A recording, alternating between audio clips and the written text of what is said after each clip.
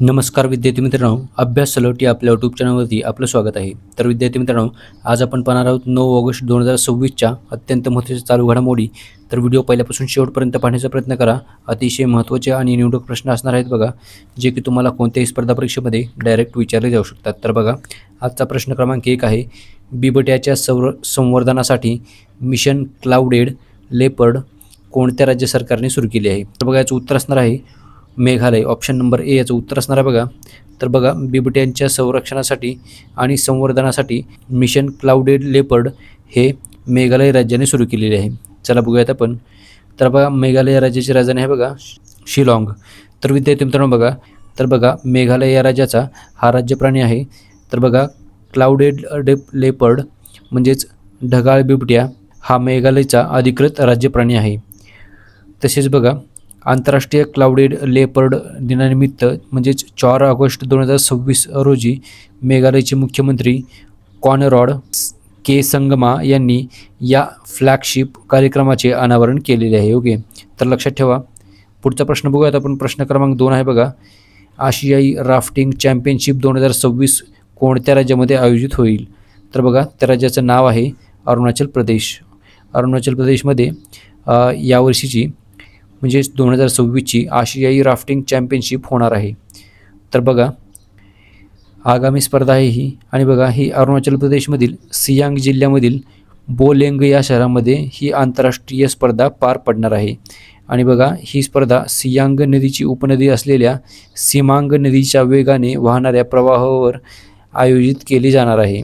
तसेच 5 ते 9 ऑक्टोबर 2026 या कालावधीमध्ये ही 5 दिवसीय चॅम्पियनशिप रंगणार असून यात आशियामधील अव्वल खेळाडू सहभागी होणार आहेत. तर लक्षात ठेवा. चला पुढचा प्रश्न आहे बघा, प्रश्न क्रमांक 2 बघूयात आपण.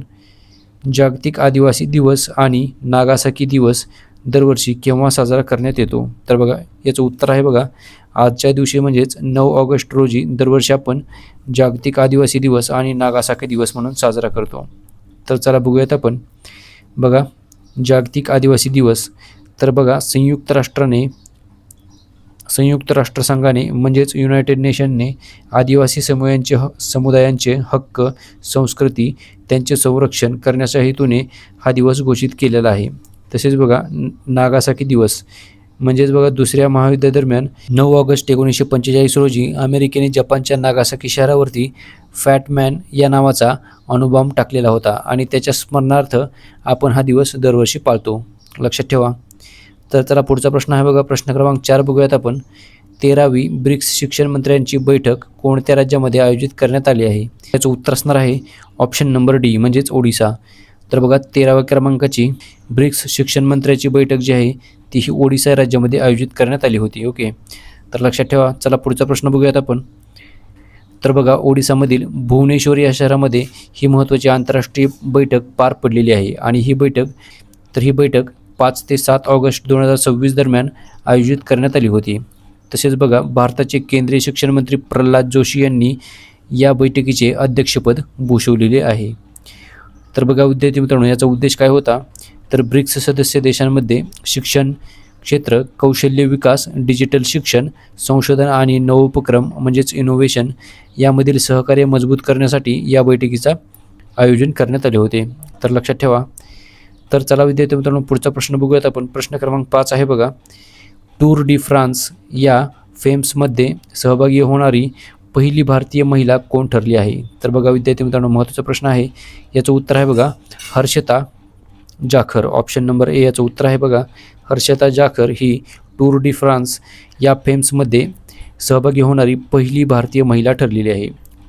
तर बघा, राजस्थानचे रहिवासी असलेली ही 19 वर्षीय हर्षिताने 1 ऑगस्ट ते 9 ऑगस्ट 2026 दरम्यान झालेल्या या सायकल रेसच्या दुसऱ्या टप्प्यातील औपचारिक सुरुवातीला या आंतरराष्ट्रीय सायकलपटूंच्या एका गटाचे नेतृत्व करत इतिहास रचलेला आहे.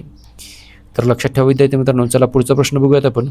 प्रश्न क्रमांक 6 आहे बघा, भारतीय नौदल ऑपरेशन्सचे महासंचालक म्हणून कोणाची नियुक्ती करण्यात आली आहे?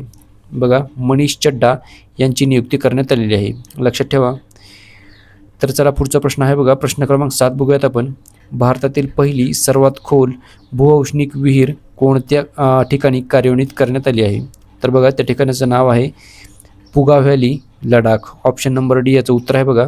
तर पुगा व्हॅली लडाख येथे भारतातील पहिली सर्वात खोल भूऔष्णिक विहीर जी आहे ती कार्यान्वित करण्यात आलेली आहे. तर बघा या विहिरीची जी खोली आणि उंची पाहूयात आपण. ही जी विहीर आहे ती समुद्र सपाटीपासून 14,000 फुटांपेक्षा जास्त उंचीवर आणि तब्बल 1,000 मीटर म्हणजेच 1 किलोमीटर खोलीपर्यंत खोदण्यात आले आहेत. ओके. तसेच बघा ऊर्जा प्रकल्प या विहिरींमुळे भारताच्या पहिल्या 1 मेगावॅट क्षमतेच्या प्रायोगिक भूऔष्णिक ऊर्जा प्रकल्पाचा मार्ग मोकळा झालेला आहे. तर लक्षात ठेवा. चला पुढचा प्रश्न आहे बघा, प्रश्न क्रमांक 8 बघूयात आपण.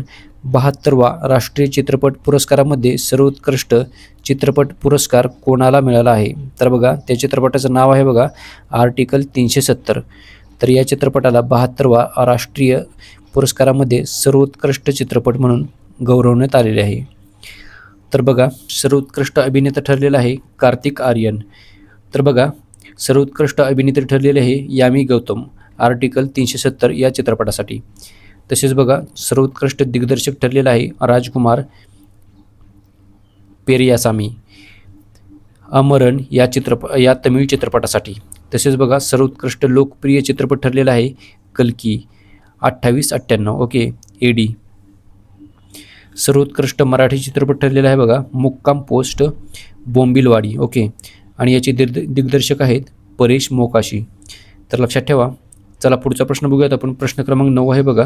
भारताचे 99व्या क्रमांकाचे ग्रँड मास्टर कोण बनले आहेत? तर बघा त्यांचं नाव आहे VS रथवेल. ऑप्शन नंबर ए याचं उत्तर आहे बघा. तर भारताचे 99व्या क्रमांकाचे ग्रँड मास्टर बनलेले आहेत बघा VS रथवेल. तर चला बघूयात आपण. तर 99व्या क्रमांकाचे आहेत बघा VS रथवेल. 98व्या क्रमांकाचे ग्रँडमास्टर आहेत अश्वत यस. आणि 97व्या क्रमांकाचे ग्रँडमास्टर बनले होते बघा हर्षवर्धन GB.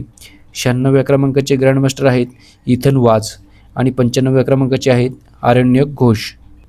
तर लक्षात ठेवा तुम्हाला हा क्रम विचारला जाऊ शकतो. चला पुढचा प्रश्न बघूयात आपण. प्रश्न क्रमांक 10 आहे बघा. जागतिक आधुनिक लष्करी विमान निर्देशिका 2026 मध्ये भारताचा कितवा क्रमांक आहे? तर बघा यामध्ये भारताचा 6वा क्रमांक आहे.